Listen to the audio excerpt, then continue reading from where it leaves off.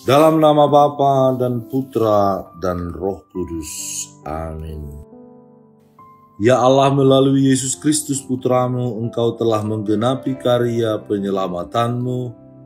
Kami mohon anugerahkanlah Roh Kudus-Mu kepada kami, agar kami dapat menerima pengajaran Putramu yang akan menuntun kami sampai kepadamu. Semoga sabda-Mu yang kami dengarkan hari ini membuka hati dan pikiran kami untuk lebih mendekatkan diri kami kepadamu dan melaksanakan apa yang Engkau kehendaki dalam diri kami masing-masing. Engkau kami puji kini dan sepanjang segala masa. Amin.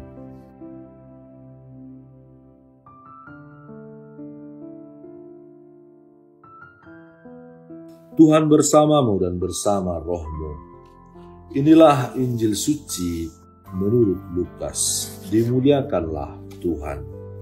Sekali peristiwa, Yesus berkata kepada murid-muridnya, ada seorang kaya yang selalu berpakaian jubah ungu dan kain halus, dan setiap hari ia bersukaria dalam kemewahan. Dan ada seorang pengemis bernama Lazarus, badannya penuh dengan borok, berbaring dekat pintu rumah orang kaya itu, dan ingin menghilangkan laparnya dengan apa yang jatuh dari meja orang kaya itu. Malahan anjing-anjing datang dan menjilat boroknya. Kemudian matilah orang miskin itu, lalu dibawa oleh malaikat-malaikat ke pangkuan Abraham. Orang kaya itu juga mati, lalu dikubur. Dan sementara ia menderita sengsara di alam maut, ia memandang ke atas, dan dari jauh dilihatnya Abraham dan Lazarus duduk di pangkuannya. Lalu ia berseru, katanya, Bapa Abraham, kasihanilah aku. Suruhlah Lazarus supaya ia mencelupkan ujung jarinya ke dalam air dan menyejukkan lidahku, sebab aku sangat kesakitan dalam nyala api ini. Tetapi Abraham berkata, Anak, ingatlah bahwa engkau telah menerima segala yang baik sewaktu hidupmu, sedangkan Lazarus segala yang buruk.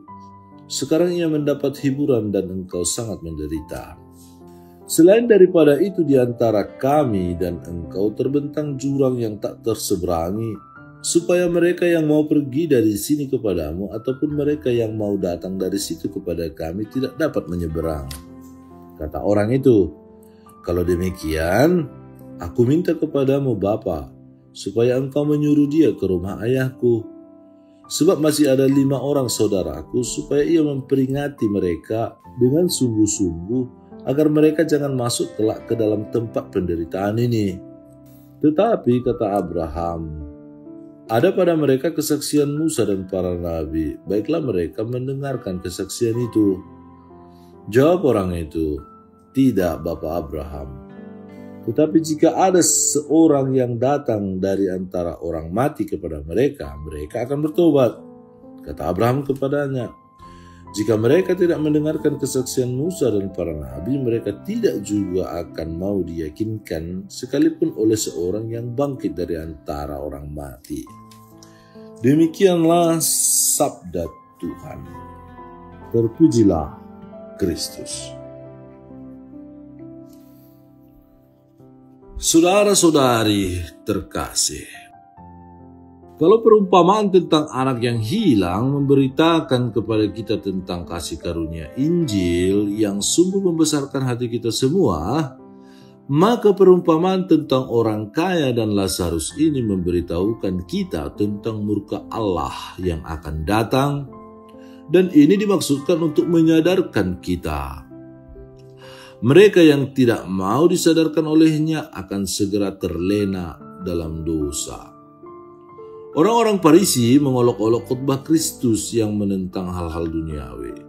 Karena itu perumpamaan ini dimaksudkan untuk mengingatkan si pengejek-pengejek itu supaya berhati-hati.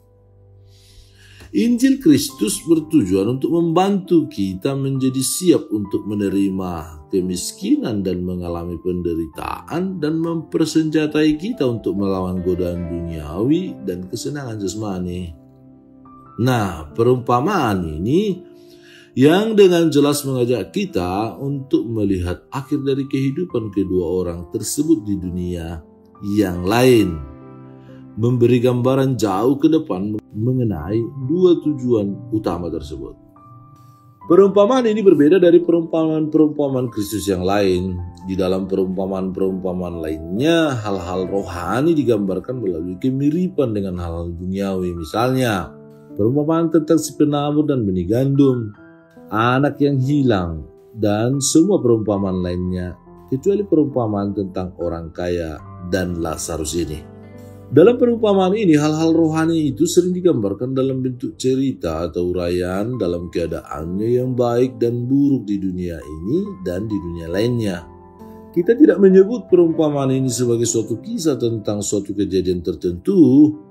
Namun demikian, kejadian seperti ini benar-benar merupakan kenyataan yang terjadi setiap hari, yaitu bahwa orang miskin yang hidupnya saleh sering diabaikan dan diinjak-injak orang, lalu mati meninggalkan kesengsaraan mereka dan pergi ke surga yang penuh dengan kebahagiaan sempurna dan sukacita penuh yang telah dibuat menjadi tempat menyenangkan bagi mereka yang sebelumnya mengalami banyak duka cita.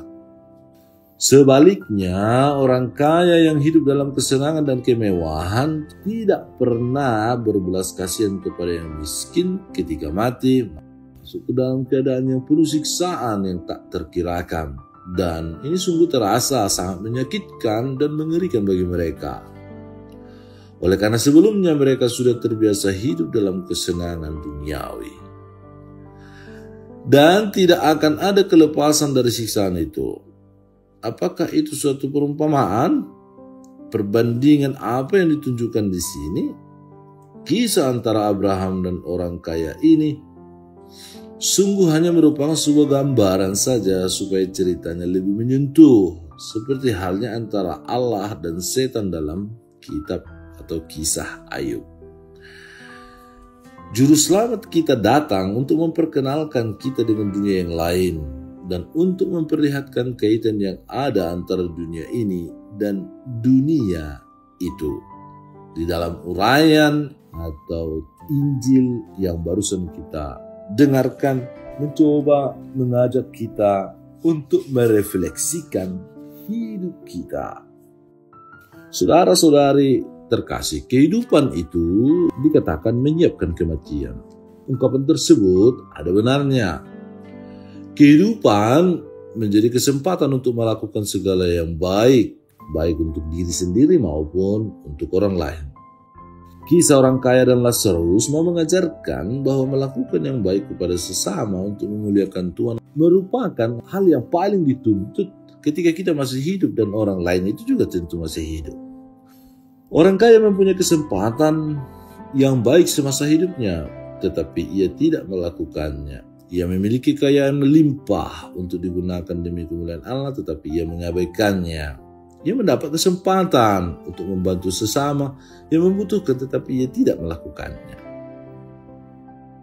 Lazarus adalah seorang yang miskin, yang menderita, yang penuh dengan borok. Pengemis dengan badan penuh borok yang berbaring di depan pintu orang kaya.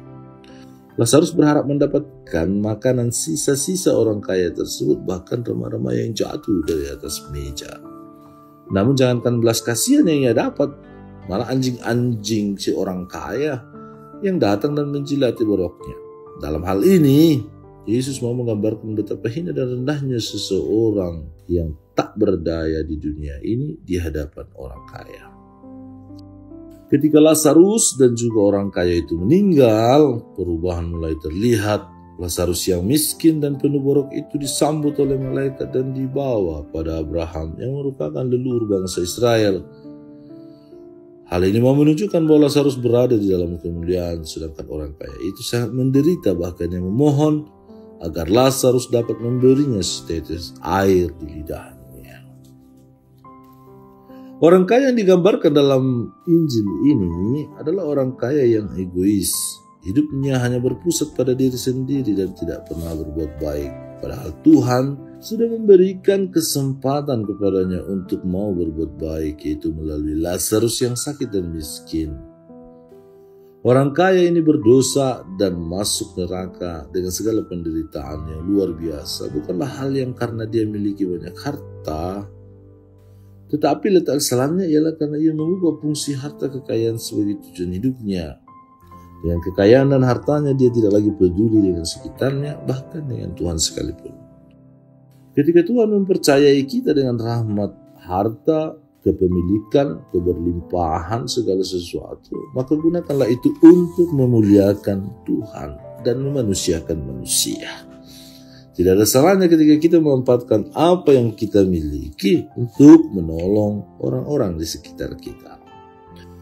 Perumpamaan ini mengajarkan kita bahwa manusia diberikan segala petunjuk bagaimana semestinya mereka menunjukkan kepedulian kepada sesamanya. Cukuplah dengan mengikuti semua ajaran Musa dan para nabi dan tidak perlu menunggu bukti keajaiban seperti mendengar laporan dari orang yang kembali dari kematian. Saudara-saudari terkasih, masa Prapaskah ini kita diajak untuk berpuasa dan berpantang. Selain itu puasa kita jalankan, kita lakukan bagaimana kita supaya menjadi orang kaya yang murah hati, yang berbelas kasih, yang rela, yang peduli, yang rendah hati, yang mau berbagi kegembiraan kepada semua orang yang ada di sekitar kita yang membutuhkan karya amal kasih dari kita semua. Sehingga kelak ketika kita mengakhiri hidup kita, kita akan dijemput oleh malaikat-malaikat Tuhan dan kita akan hidup berbahagia bersamanya karena kita sudah melakukan apa yang Tuhan katakan kepada kita. Kita tidak mau seperti orang kaya yang tidak punya kepekaan, tidak punya perhatian, tidak punya kepedulian.